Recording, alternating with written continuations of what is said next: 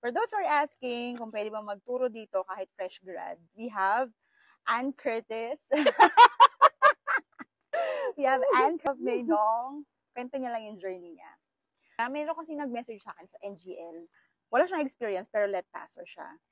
So, is it possible na magturo sa Taiwan? Wala mang, nandito ka na eh, no? Kailan ka ba nag-apply? Around Around the world? Around the sun? Pero no teaching experience ka at all? Pero kasi malaking factor yung pandemic.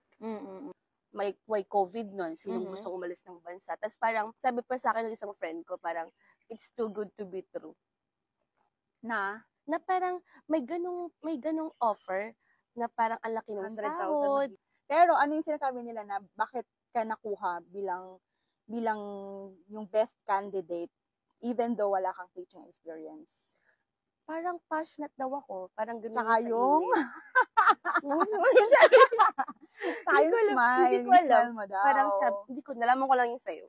Oo. Kwento ko kasi sa akin, ano ba sa akin ng partner teacher ko? Kaya daw siya nakuha kasi dahil sa smile niya, so kailangan nila yun nga, yung passionate at saka yung sobrang parang hindi sila matatakot na mag-English kasi yung teacher pa lang, ka-English na. Yung For those aspiring fit, na walang experience. Try lang ng try.